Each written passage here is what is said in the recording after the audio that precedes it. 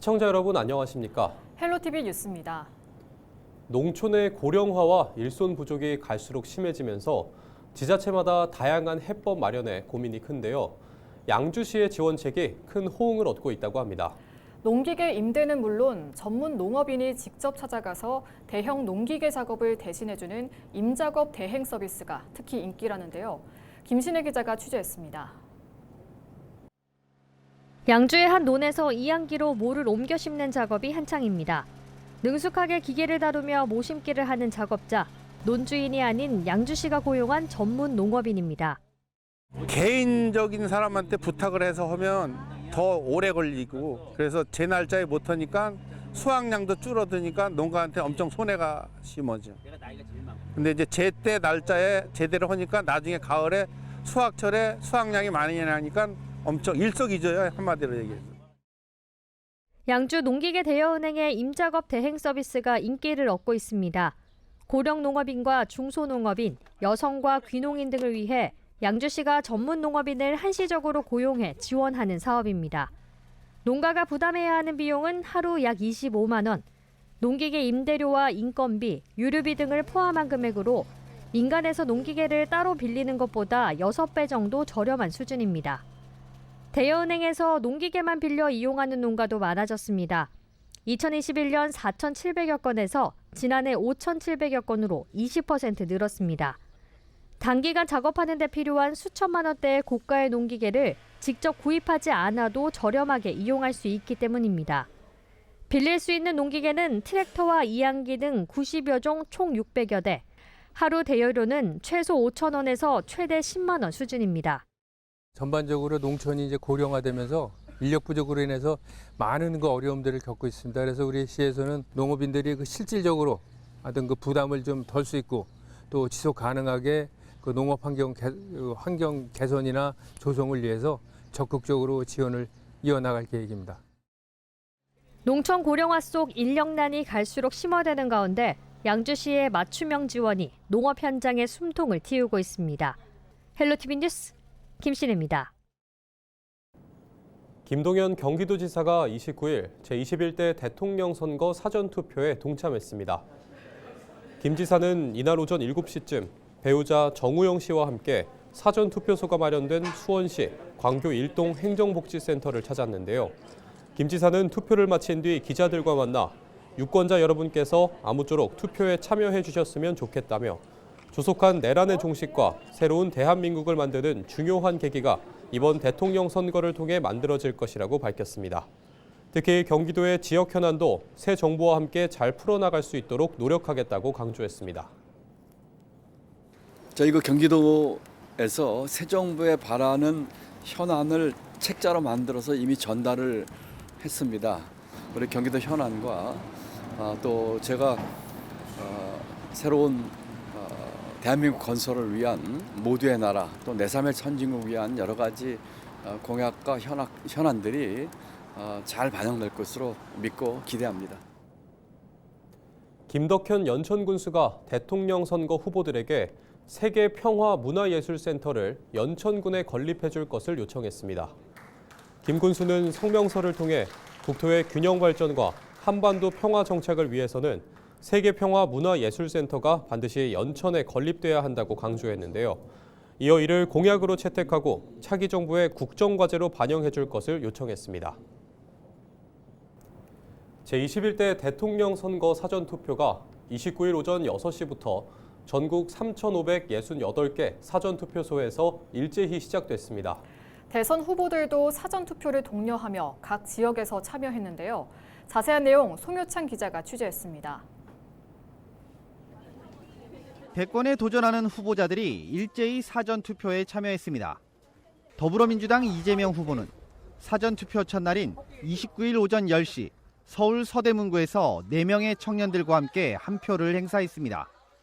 투표를 마친 이 후보는 투표는 대한민국 주권자들이 주권을 행사하는 가장 확실한 수단이라며 투표 참여를 독려하기도 했습니다. 총알보다 투표가 강하다라는 말이 있습니다. 자, 이번 내란 사태도 우리 국민들의 투표 참여만으로 비로소 이겨낼 수 있습니다. 특히 우리 청년들과 함께한 취지는 대한민국이 청년의 시대로 다시 되돌아갈 수 있게 해야 되고 이번 대선이 그 출발점이 됐으면 좋겠다는 소망으로 함께했습니다. 같은 날 국민의힘 김문수 후보는 오전 10시 30분 인천 계양구 유세중 인근 투표소를 찾았습니다. 딸 김동주 씨와 함께 참여한 김 후보는 투표를 마친 뒤 빠른 시간 내 추격하고 앞설 것이라고 밝히기도 했습니다.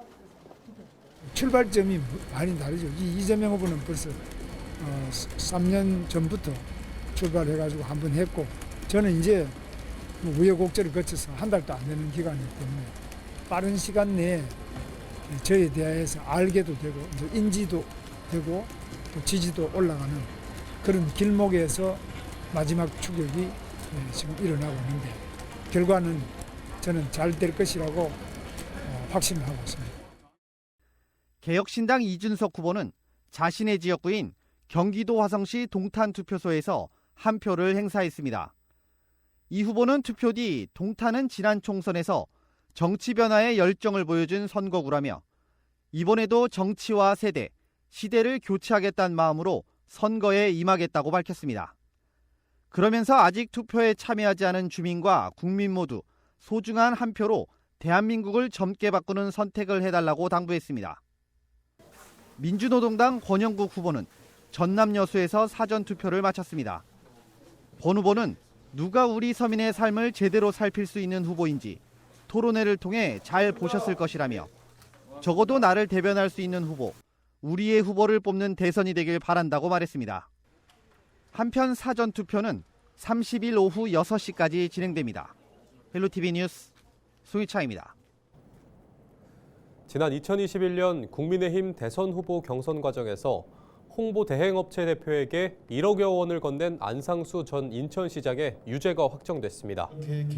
대법원 3부는 29일 오전 공직선거법 위반 혐의로 기소된 안 전 시장에게 징역 1년에 집행유예 2년을, 같은 혐의로 기소된 안 전 시장 배우자 김 씨에게 징역 1년을 각각 선고한 원심 판결을 확정했습니다.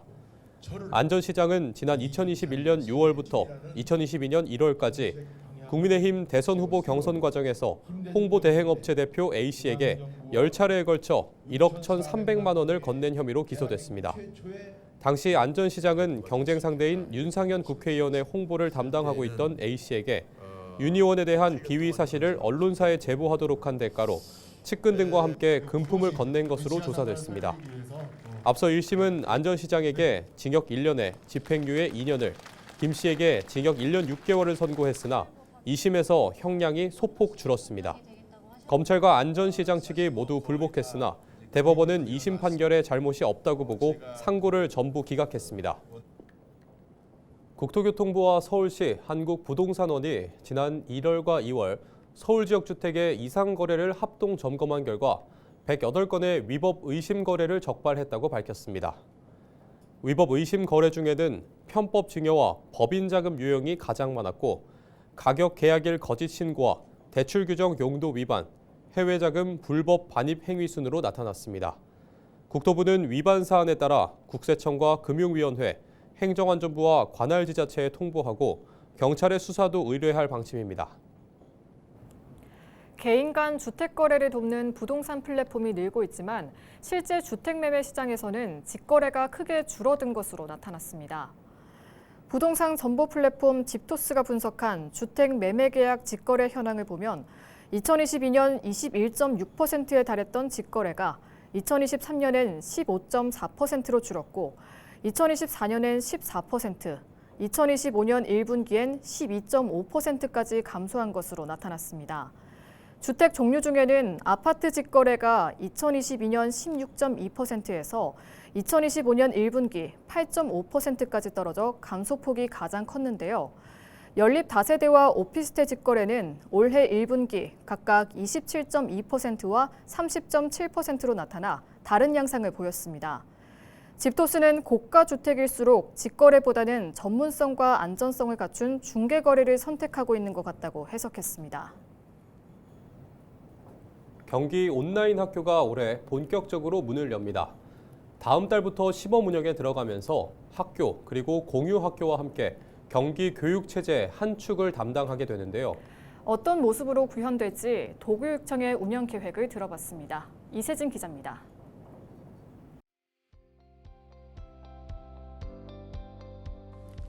올해부터 경기 온라인 학교가 본격적으로 문을 열고 운영을 들어갑니다. 기본적으로 학생들이 원하는 수업을 온라인 플랫폼을 통해서 실시간 화상 수업이나 또는 영상 콘텐츠 형태로 제공을 합니다. 외국어, 코딩, 작곡 또는 디지털 드로잉이나 독서 논술 이런 것들을 학교에서 경험하기 어려운 과목들을 중심으로 구성되어 있고요. 정해진 기간 동안 12시간 이상 실시간 수업을 들으면 학교 생활기록부에도 기재가 되니까요. 학생들에게 도움이 될 것입니다. 학교 밖 청소년의 경우에는 일부 과정을 이수를 하면 학력으로도 인정받을 수 있도록 하여서 학업을 다시 시작하는 데 큰 역할을 할 것이라고 또 기대가 되고 있습니다. 무엇보다 경기 온라인 학교는 한 번 열고 끝나는 게 아니라 운영 과정에서 나오는 학생, 교사의 의견을 반영해서 해마다 점점 발전하게 하려고 하고 있습니다. 학점 인정형은 경기 이음원학교에서 현재 진행되고 있는 고교 학점제를 위해서 진행을 하고 있는데요. 해당 학교에서 개설되기 어려운 과목들을 가지고 경기 이음원학교가 온라인으로 공동 교육과정을 운영해주고 있습니다. 학생들은 학교에서 폐강되거나 개설되지 않은 과목을 경기 이음원학교에서 수강을 하고 그것을 온라인으로 학점으로 인정을 받게 되겠습니다. 학습 경험 인정은 방과후 수업 같은 거나 또는 공유학교 또 경기도교육청에서 운영하는 다양한 직속기관에서 운영하는 학생 대상 좋은 프로그램들을 학습 경험으로 제공을 하고 있습니다. 먼저 학생, 학부모, 그리고 학교 밖 청소년을 대상으로 무엇을 배우고 싶은지 수요 조사를 실시를 했습니다. 그리고 그 결과를 바탕으로 수업의 주제를 정하고 경기도에 있는 컨텐츠 전문가인 우리 선생님들과 함께 학습 자료를 만들고 있습니다. 선생님들은 수업 내용을 기획하고 영상 촬영과 편집은 전문 기술지원단을 맡아서 품질도 높이고 있습니다. 디지털 아카데미나 영상 제작 관련 연수 등을 선생님들이 배우시고 직접 컨텐츠를 만들 수 있도록 돕는 프로그램도 운영하고 있습니다. 현재 초등학교 3, 4학년을 대상으로 해서 시범적으로 원어민 선생님과 함께 영어 회화 수업을 실시간 화상 수업으로 운영을 한번 해보고 있습니다. 이 외에도 다문화 학생들이나 해외에서 한국어 공부를 하기 위한 학생들을 위해서 기초 한국어 교육 콘텐츠 40시간 분량도 지금 준비를 하고 있습니다. 앞으로 입국 전 학생이나 해외에 있는 학생들을 위해 인공지능 기반 통역 기능도 플랫폼에 탑재할 예정입니다. 또 AI 코스웨어를 도입을 해서 학생들이 자기주도적으로 읽기와 말하기를 할 수 있도록 외국어 학습을 할 수 있게 준비하도록 하겠습니다. 영어뿐만 아니라 중국어나 일본어 등도 온라인 콘텐츠나 화상 수업으로 배우게 될 예정이며 다양한 언어 교육을 쉽고 재미있게 접할 수 있도록 하겠습니다. 학교에서 배울 수 없는 과목이나 학교에 등교가 어려운 학생들에게 온라인 학교가 배움을 계속 이어나가게 할 수 있는 기회장이 될 거라고 생각됩니다. 특히 지역 간의 교육 격차를 줄이고 학교 밖 청소년이나 해외 학생, 다문화 학생들에게도 공평한 학습 기회를 주는 것이 핵심입니다. 학교와 공유학교를 유기적으로 연결해서 모두를 위한 촘촘한 배움의 학습 안정망을 만들어가는 경기교육의 실천 현장이라고 볼 수 있습니다.